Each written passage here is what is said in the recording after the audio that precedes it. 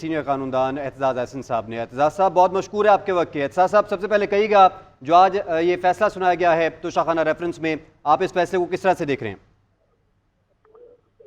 اس فیصلے کے دو مقاصد ہیں جی۔ ایک مقصد تو یہ ہے کہ یہ فیصلہ تو بنیادی طور پہ بالکل اللیگل ہے، یہ میں بتا دوں، یہ تو سٹینڈ کر ہی نہیں سکتا اور بڑی بےہودہ فیصلہ ہے۔ اس کی وجہ یہ ہے کہ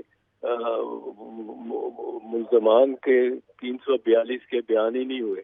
342 کے بیان میں انہوں نے ڈیفینس لینا تھا، اور اگر انہوں نے ڈپارٹمنٹل پریکٹس کا ڈیفینس لے لیا ہوتا تو جج صاحب بھی نہ امبیرس ہوتے بلکہ نواز شریف صاحب بھی امبیرس ہو رہے ہوتے، جنہوں نے بہت کچھ لیا توشہ خانہ سے، اور سارے وہ سابق وزراء بھی امبیرس ہو رہے ہوتے۔ یہ انہوں نے 342 میں غالباً لینا تھا، کیونکہ میں نے ان کی ڈسکشن یہ سنی ہے غور خان کی طرف سے اپنے باقی وکلاء سے بات کرتے ہوئے، یہ نہیں چاہتے تھے کہ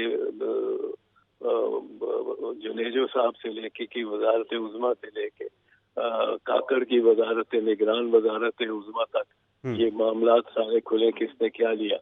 اب یہ ان کو انہیں سنایا کیوں اتنی جلدی اور اتنی فوراً اور بغیر ملزمان کے بیان کو لیے ہوئے کو ریکارڈ کیے ہوئے، اور کل کا جو انہوں نے فیصلہ دیا جس میں استغاثے کے وکلاء کو ملزمان کی جانب سے جرح کرنے کا موقع دیا، اور بالکل آسمان کو زمین پہ اور زمین کو آسمان پہ کر دیا، قانون بالکل الٹا کر دیا۔ کبھی یہ دنیا میں سنا ہی نہیں کہ میرے مخالف جو وکلاء ہوں وہ اپنے گواہوں کی میرے خلاف میرے وکیل بن کے اور وہ جرح کر رہے ہوں۔ یہ قانون اور یہ فیصلے جو ہیں یہ صرف اصل میں 8 فروری تک کے لیے ہے کہ ووٹرز پہ دباؤ ڈالا جائے کہ تمہارے لیڈر کو تو اتنی سزا ہوگی ہے، اتنی سزا ہوگی ہے، وہ تو نکل ہی نہیں سکے گا باہر، اور پی ٹی آئی کا ووٹر نہ پہنچے یہاں، پولنگ اسٹیشن نہ پہنچے، صرف اس باعث ہے۔ اور اس کے بعد انہوں نے 15 منٹ میں دونوں فیصلوں نے قدم قرار دیا جانا ہے، معطل ہو جانا ہے۔ اور جب وکلاء نے کہا کہ جی ہمیں تو جرح ہی نہیں کرنے دی، ہمیں تو 342 کا بیان ہی نہیں دینے دیا، تو یہ ایسے معاملات ہیں جس سے اسٹرکچر ساری بلڈنگ کا۔ اعتزاز صاحب آپ نے ایک اہم بات یہاں پر کہی ہے، ابھی کچھ دیر پہلے عرفان قادر صاحب بھی ہمارے ساتھ لائن پر موجود تھے، ان کی جانب سے کہا گیا کہ یہ جو 342 کا سٹیٹمنٹ ہے یہ عدالت کی ثوابدید ہے، اور اس میں اگر ملزم خود کرنا چاہے تو وہ بھی یہ 342 کی سٹیٹمنٹ خود درج کر سکتا ہے، اس میں وکلاء کی موجودگی ضروری نہیں ہے۔ اس پر روشنی ڈالیے گا۔ نہیں، اس میں جو بات ہے وہ بالکل ضروری ہے۔ وکلاء کی وکلاء کو وکیل کو کسی بھی سینسٹیو سٹیج پہ آپ نہیں کر سکتے ایکسکلوڈ اس کاروائی سے، کہیں نہیں کر سکتے۔ یہ آرٹیکل 10 کانسٹیٹیوشن کا جو آرٹیکل 10 ہے اس کے تحت حق ہے، بنیادی حق ہے وکیل کا ایک ملزم کے ساتھ ہونا۔ اس طرح تو وکیل کو آپ راستے میں روک لیں اور ملزم کو کہیں کہ آپ اپنا بیان لکھاؤ، اور ملزم بیچارہ وہ نائسٹیز تو نہیں جانتا لا کی، جو کمپلیکیشنز میں جس طرح جج صاحب اس میں پھنسانا چاہتے ہیں، اور یہ دونوں ججز نے، بشیر نے اور وکلاء نے، جن وکلاء نے جرح کی ہے ملزم کی جانب سے، جن وکلاء نے ملزم کی جانب سے جرح کی ہے، ان وکلاء کو تو لائسنس کینسل ہونا چاہیے۔ اور جن ججوں نے یہ سزائیں دی ہیں، جو یہ دونوں جو اسناد اور بشیر ہیں، انہوں نے جو سزائیں دی ہیں بغیر 342 کے اسٹیٹمنٹ کے، اور بغیر، اور یہ جس نے خاص طور وکلاء کو حکم دیا ہے کہ وہ استغاثے کے وکلاء کو کہ وہ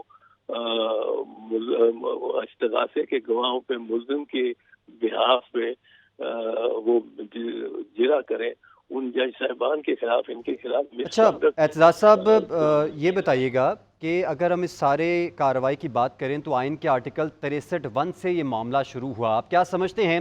کیونکہ اب پلان ہے پاکستان تحریک انصاف کی لیگل ٹیم کا کہ اس کو چیلنج کیا جائے گا اسلام آباد ہائی کورٹ میں یا فردر کورٹس میں، تو آپ کیا سمجھتے ہیں کہ اب تک یہ جو ساری کارروائی ہے یا یہ جو فیصلہ آیا ہے اس میں کتنے قانونی سقم موجود ہیں آپ کی قانونی بصیرت کے حساب سے؟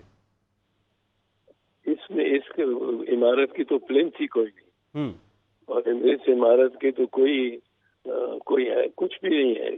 جس عمارت میں آپ استغاثے اور ملزم کو برابر نہ رکھیں، استغاثے کے تمام شہادتیں لے لیں، ملزم کی ایک ہوتی ہے پہلے اپنی بیان 342 کے تحت، اور اس کے بعد اس کو موقع ملتا ہے کہ وہ صفائی میں گواہ لانا چاہے تو وہ لائے. جب تک اس کو یہ موقع نہ دیا جائے اس کو سزا نہیں دی جا سکتی. تو یہاں ملزمان دونوں کیسز میں ملزمان کو تو بہت پریجڈس کیا گیا، بلکہ ان کے حقوق کے خلاف ان کو مجروح کیا گیا، ان کے حقوق کو بالکل ختم کر دیا گیا. ملزم کا یہی حق ہوتا ہے اس کو فیئر ٹرائل کا، اور فیئر ٹرائل کا اب آرٹیکل 10 میں نے بتایا آپ کو کانسٹیٹیوشن کا 18ویں ترمیم سے 10A بھی آ گیا ہے. 10A fair trial and due process مانگتا ہے، اور 10 جو ہے وہ کہتا ہے وکیل کرنے کا حق ہے ملزم کو. مطلب یہ ہوا کہ ہر اہم اور سینسٹیو سٹیج پہ وہ حق رکھتا ہے وکیل کے، ملزم کے اس کا وکیل اس کے ساتھ ہو. اور 342 کا مقدمہ کا بیان تو بڑا بہت سینسٹیو معاملہ ہے، وہاں تو وکیل کا ہونا بہت ضروری ہے ساتھ. اور اس میں اگر انہوں نے کہا ہے کہ وکیل کی ضرورت نہیں ہے تو یہ بالکل غلط ہے، اور عرفان قادر صاحب بھی بالکل غلط فرما رہے ہیں میری نگاہ میں. اچھا اعتزاز صاحب یہ بھی کہیے گا کہ اس ساری صورتحال میں یہ اگر ملزم جو ہے وہ جج پر یا پھر عدالتی کارروائی پر عدم اعتماد کا اظہار کرتا ہے تو آئین پھر اس ملزم کو کیا رائٹس دیتا ہے؟ یہ اگر ان ججوں پہ کسی نے ایسے ملزم نے جس کو آج سزائیں ہوئی ہیں، ان ججوں پہ عدم اعتماد کا اگر اس نے اظہار کیا تھا تو وہ اب ثابت ہو گیا. وہ تو یہ تو ججز اعتماد کے قابل ہی نہیں تھے ایسے معاملے کو سننے کے لیے. جو وکیل کو 342 کا بیان نہیں دینے دیتے، جو استغاثے کے وکلاء کو کہتے ہیں کہ تم صفائی کے وکلاء بن کے اور استغاثے کے ان پہ گواہوں پہ جرا کرو، یہ تو حد ہی ہو گئی ہے. اور یہ ہمیں سب کو سیاستدانوں کو سوچنا چاہیے، اس میں کوئی دراڑ نہیں آنی چاہیے. یہ آج ایک پارٹی سے ہو رہا ہے، کل دوسری کو کریں گے، کل پرسوں تیسری کو کریں گے. یہ تو اسٹیٹ بہت زیادہ پاورفل ہوتی جا رہی ہے، اور اسٹیٹ کے کچھ خاص کر بہت پاورفل ہوتے جا رہے ہیں.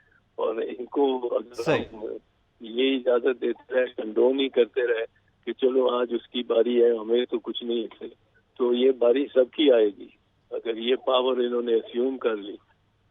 ٹھیک ہے، ماہر قانون اعتزاز احسن صاحب GNN کو وقت دے رہے تھے. سر آپ کے وقت کا بہت شکریہ.